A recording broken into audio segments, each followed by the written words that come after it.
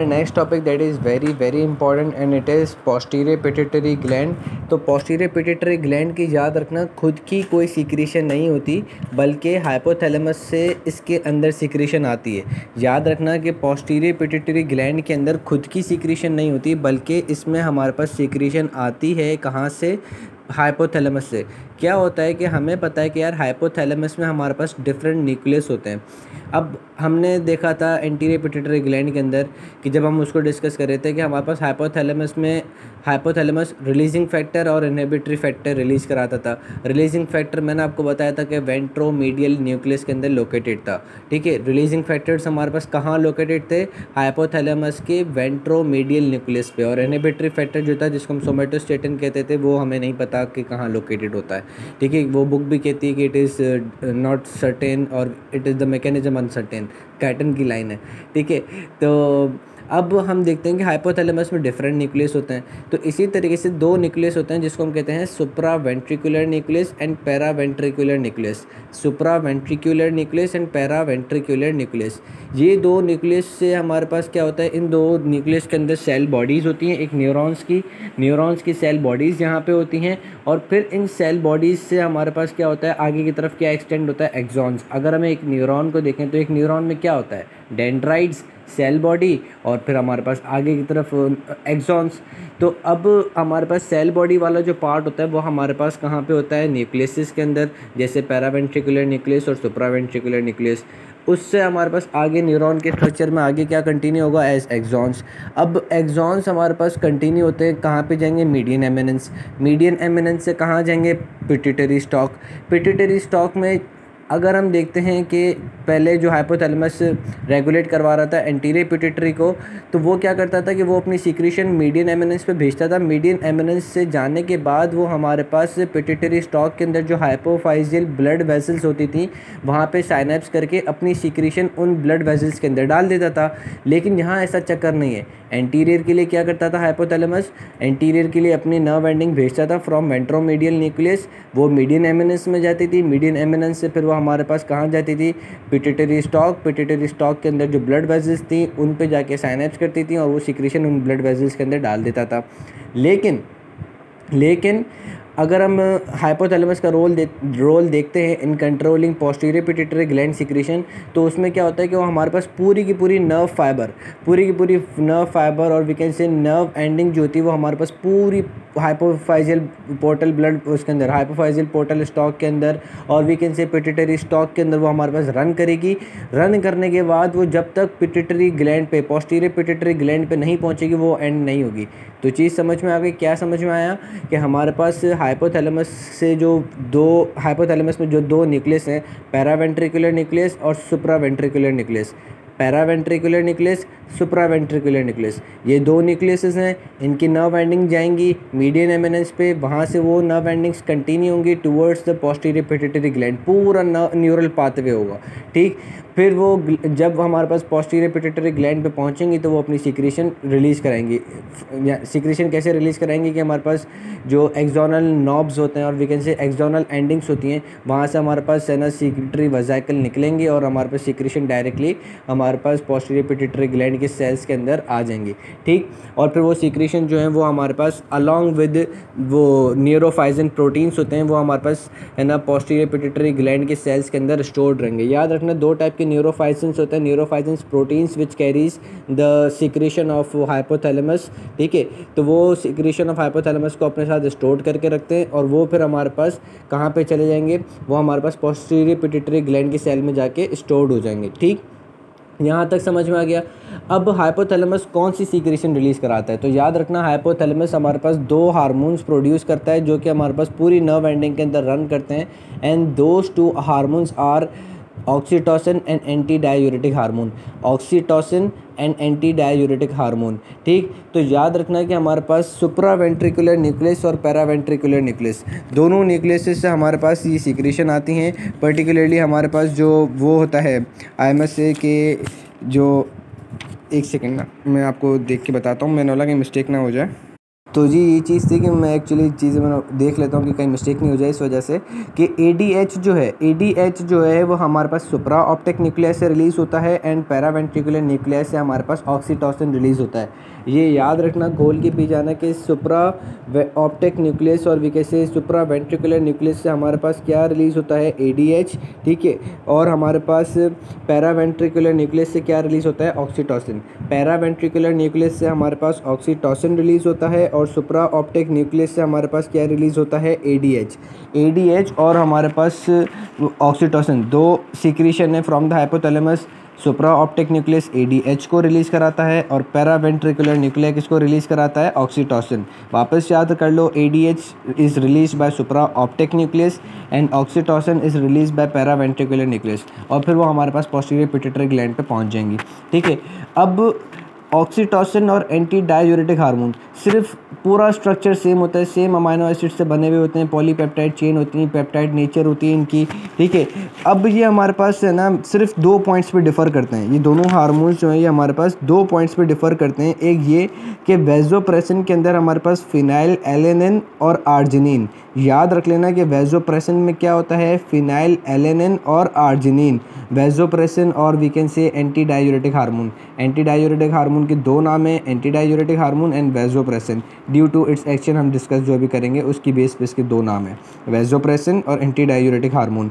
तो ये दोनों ये जो हार्मोन जो है ये हमारे पास ऑक्सीटोसिन से 2 चीज़ों पे डिफ़र करता है। एक from by having phenyl alanine और आर्जिनिन, इसके अंदर जो अमाइनो एसिड्स की सीक्वेंस होती है उसमें हमारे पास फिनाइल एलेनिन और आर्जिनिन होता है, और ऑक्सीटोसिन के अंदर हमारे पास आइसोल्यूसिन और ल्यूसिन होता है। बस ये याद करना है कि हमारे पास ऑक्सीटोसिन के अंदर क्या होता है, आइसोल्यूसिन एंड ल्यूसिन होता है, और वैसोप्रेसिन के अंदर हमारे पास क्या होता है, फिनाइल एलेनिन एंड आर्जिनिन।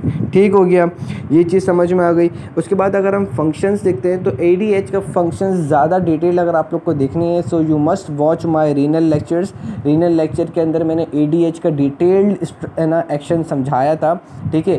तो फिर भी मैं आपको इधर थोड़ा सा बता देता हूँ कि हमारे पास ADH एंटी डाययूरेटिक हार्मोन अब जैसे ही हमारे पास पोस्टीरियर पिट्यूटरी ग्लैंड से रिलीज़ होता है तो ये जाएगा टुवर्ड्स द किडनी, ठीक है। ये हमारे पास किडनी पे जाएगा। अगर हम अब किडनी के अंदर नेफ्रॉन का एक स्ट्रक्चर देखें तो नेफ्रॉन के स्ट्रक्चर में क्या होता है, नेफ्रॉन के स्ट्रक्चर में बोमेंस कैप्सूल, उसके बाद proximal convoluted tubule, loop of Henle, distal convoluted tubule and collecting duct. तो हमारे पास लूप ऑफ हैनेल जो है, लूप ऑफ हैनेल का जो हमारे पास जो असेंडिंग लिम्ब होती है, लूप ऑफ हैनेल की जो हमारे पास असेंडिंग लिम्ब होती है जो कि हमारे पास कंटिन्यू हो रही होती है with the distal convoluted tubule.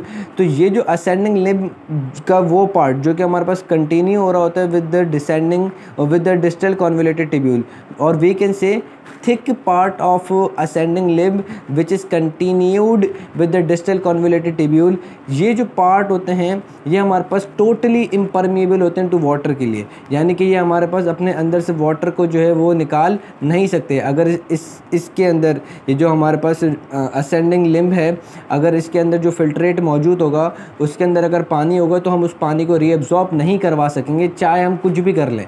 अगर हम ADH भी दे देंगे तब भी हमारे पास है ना ADH इनके सेल्स के ऊपर जाके एक्ट कर नहीं सकता, जहाँ से पानी एब्जॉर्ब नहीं होगा। बस आपको ये चीज़ दिमाग में बिठानी है कि जो हमारे पास थिक असेंडिंग लिम्ब का जो पार्ट होता है, जहाँ से हमारे पास जो पार्ट हमारे पास डिस्टल कॉन्वोल्यूटेड टिब्यूल से कनेक्टेड होता है वो तो टोटली इम्परमेबल है, उसको तभी हम कहते हैं डाइल्यूटिंग सेगमेंट। क्योंकि हम इसको इस वजह से डाइल्यूटिंग सेगमेंट कहते हैं क्योंकि यहाँ से हमारे पास है ना वाटर को आप समझ लो कि आप इसमें से रीअब्जॉर्ब करवा ही नहीं सकते, तो आपकी यहाँ पे डाइल्यूट यूरिन होती है। उसके बाद जब हमारे पास डिस्टल कॉन्वोल्यूटेड टिब्यूल आता है तो डिस्टल कॉन्वोल्यूटेड टिब्यूल का जो अब थोड़ा सा दूर वाला पार्ट होगा जो हमारे पास है ना आगे कलेक्टिंग डक्ट से कनेक्ट हो रहा होगा, अब वो पार्ट हमारे पास क्या होता है कि और वी कैन से कि late distal convoluted tubule and collecting duct, ये लोग भी वैसे तो इम्परमेबल होते हैं वाटर के। अगर आपने ADH नहीं दिया तो ये हमारे पास वाटर को रीअब्जॉर्ब नहीं कर सकते, लेकिन जहाँ पे हमारे पास क्या होता है कि ADH काम कर सकता है और फिर वो हमारे पास वाटर की रीअब्जॉर्प्शन करवाता है। अब वो वाटर की रीअब्जॉर्प्शन कैसे करवाता है कि ADH जैसे हमारे पास है ना पेरीट्यूबुलर कैपिलरीज से हमारे पास यहाँ पे पहुँचेगा, इसके ऊपर late distal convoluted tubule and collecting duct के ऊपर, इनके जब सेल्स के ऊपर पहुँचेगा तो इनके सेल्स पे पहुँचने के बाद ADH के रिसेप्टर से ये कंबाइन होगा। रिसेप्टर से कंबाइन होने के बाद CAMP को एक्टिवेट करेगा। CAMP हमारे पास क्या करेगा, हमारे पास CAMP मतलब वो सबसे पहले ADH आया, ADH रिसेप्टर के ऊपर कंबाइन हुआ, रिसेप्टर ने एडिनाइलेट साइक्लेज को एक्टिवेट किया। एडिनाइलेट साइक्लेज क्या करता है हमें पता है, अब तो बचपन से पढ़ते हुए आ रहे हैं।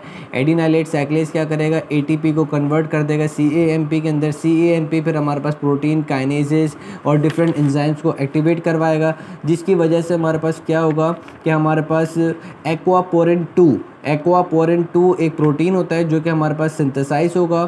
वो सिंथेसाइज होने के बाद हमारे पास ये जो सेल्स होते हैं उनकी बेजोलैटरल साइड की तरफ आ जाएगा, ताकि हमारे पास अब जो वाटर जो है वो हम इससे एब्जॉर्ब करवा सकें। ठीक, तो ठीक ये चीज़ समझ में आ गई हमें कि हमारे पास कैसे वाटर की रीएब्जॉर्प्शन हुई। ठीक है, अगर डिटेल समझना है तो आप लोग मेरा वो लेक्चर देख भी सकते हो। ठीक है, तो ADH ने क्या किया कि ADH ने सिंपली हमारे पास ये किया कि ADH आया, सेल के ऊपर कंबाइन हुआ। सेल के ऊपर कंबाइन होने के बाद उसने क्या किया कि एक्वापोरिन सिंथेसाइज करवाया, जिससे हम लोग क्या करेंगे कि हमारे पास एक्वापोरिन हमारे पास अपाइकल सरफेसेस की तरफ जाएगा। अपाइकल सरफेस की तरफ जाने से अपाइकल सरफेस पे हमें पता है कि अपाइकल सरफेस जो होती है सेल की वो फेस करती है फिल्ट्रेट को, तो फिल्ट्रेट में से वाटर रीअब्जॉर्ब करवाया। अब बेजोलैटरल सरफेसेस के ऊपर दूसरे एक्वापोरिन्स थे, वहाँ से हमारे पास वाटर सेल से बेजोलैटरल सरफेस पे गया, बेजोलैटरल सरफेस से ब्लड के अंदर आ जाएगा। ठीक, so this is the mechanism कि ADH किस तरीके से काम करता है। अब ADH की स्टिमुलेशन क्यों होती है कि अगर हमारे पास ब्लड के अंदर ऑस्मोलैरिटी इंक्रीज हो जाए, ऑस्मोलैरिटी कहते हैं सोडियम की कंसंट्रेशन, याद रख लेना। इसका अगर डिटेल्स देखना हो तो वो रीनल के लेक्चर्स हैं, आप वहाँ देख सकते हो। ठीक है, तो अगर हमारे पास ऑस्मोलैरिटी इंक्रीज़ हुई हुई है, यानी कि ब्लड के अंदर सोडियम की कंसंट्रेशन इंक्रीज़ हुई हुई है, तो ADH क्या करता है, ADH हमारे पास ज़्यादा से ज़्यादा वाटर की रीअब्जॉर्प्शन करवाएगा। अब ये स्टिमुलेशन जो है, यानी कि जो इंक्रीज ऑस्मोलैरिटी का मैसेज जो है वो हमारे पास कैसे जाएगा। अब इंक्रीज ऑस्मोलैरिटी का मैसेज जाएगा थ्रू द ब्लड। अब ये ब्लड जो है, जब ब्लड हमारे पास ब्रेन की तरफ पहुंचेगा तो ब्रेन की तरफ ब्लड पहुंचा।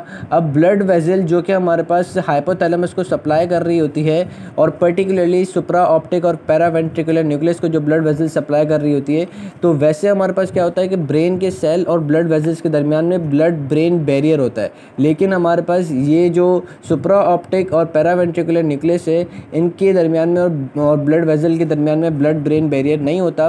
तो हमारे पास इंक्रीज जो हमारे पास, अगर वी कैन से कि अगर इंक्रीज ऑस्मोलैरिटी ब्लड के अंदर होगी तो सुप्रा ऑप्टिक और पैरावेंट्रिकुलर न्यूक्लियर के जो सेल्स होंगे उनमें से पानी निकल के हमारे पास कहाँ चले जाएगा, ब्लड वेजल के अंदर चले जाएगा। तो हमारे पास सेल क्या हो जाएंगे, श्रिंक हो जाएंगे। सुप्रा ऑप्टिक और पैरावेंट्रिकुलर न्यूक्लियर के सेल क्या हो जाएंगे, श्रिंक हो जाएंगे।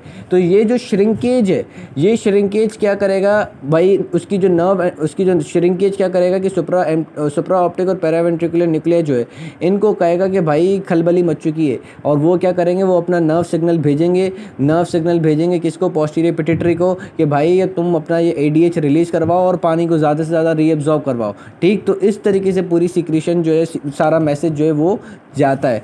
अब अगर हम ऑक्सीटोसिन को देखें तो ऑक्सीटोसिन भी हमारे पास एक है ना पेप्टाइड हार्मोन है। ये क्या करता है, ये हमारे पास है ना जब कब रिलीज़ होता है, ये हमारे पास उस वक्त रिलीज़ होता है ड्यूरिंग लेबर। ठीक है, labour we can say second trimester and third trimester, और वी कैन से कि जब लेबर का पीरियड ऑनसेट हो रहा होता है तो उस टाइम पे ये रिलीज़ होता है। जैसे हमारे पास है ना वो सर्विक्स स्ट्रेच होती है, तो हमारे पास क्या होता है कि नर्व एंडिंग्स जो कि सर्विक्स के ऊपर लोकेटेड होंगी, सेंसरी नर्व एंडिंग्स, वहाँ से मैसेज जाएगा कहाँ पे, supra optic and paraventricular nucleus पे through the help of spinal cord. जैसे भाई नर्व स्ट्रेच हुई, सर्विक्स के ऊपर लोकेटेड नर्व स्ट्रेच हुई, मैसेज गया स्पाइनल कॉर्ड से ब्रेन में भी पर्टिकुलरली हाइपोथैलेमस और particularly supra optic and paraventricular nuclear, वहाँ पे मैसेज गया। तो फिर ये लोग डिटरमाइन करेंगे कि यार नाउ सर्विस इज स्ट्रेचिंग, अब हमें पोस्टीरियर पिट्यूटरी को मैसेज देना है कि अब आप जो है वो ऑक्सीटोसिन रिलीज़ कराओ। तो ऑक्सीटोसिन रिलीज़ होगा, oxytocin through the help of blood वो जहाँ पे पहुँचेगा सर्विक्स पे, और फिर वो हमारे पास क्या करेगा कि यूट्रस की स्ट्रॉन्ग कॉन्ट्रैक्शन में हेल्प करेगा, ताकि हमारे पास यूट्रस जो है वो स्ट्रांगली कॉन्ट्रैक्ट हो सके और बेबी जो है वो पास आउट हो जाए। ठीक, तो it helps in the parturition. ठीक है, इट हेल्प्स इन पार्ट्यूरेशन। ठीक है, उसके बाद हमारे पास क्या होता है कि it helps in breast feeding. जैसे जब बेबी जो होता है वो सकलिंग कर रहा होता है निपल वगैरह की, तो हमारे पास उस टाइम पे ड्यू टू दिस सकलिंग अब हमारे पास क्या होगा कि nerve endings located on the nipple वगैरह, अब वो हमारे पास मैसेज भेजेंगे उस पर, कहाँ पे मैसेज हमारे पास भेजेंगे वही सुप्रा ऑप्टिक पैरावेंट्रिकुलर न्यूक्लियर पे, फिर वहाँ से हमारे पास ये सीक्रेशन आएगी ऑक्सीटोसिन की। तो ऑक्सीटोसिन क्या कराएगा, ऑक्सीटोसिन हमारे पास ब्रेस्ट के जो मायो एपिथेलियल सेल्स होते हैं उनको कॉन्ट्रैक्ट करवाएगा, ताकि हमारे पास जो है वो मिल्क की इजैकुलेशन या मिल्क की इजेक्शन हो सके। सो दिस इज़ हाउ हमारा पोस्टीरियर पिट्यूटरी ग्लैंड का सारा सिस्टम ऑपरेट होता है।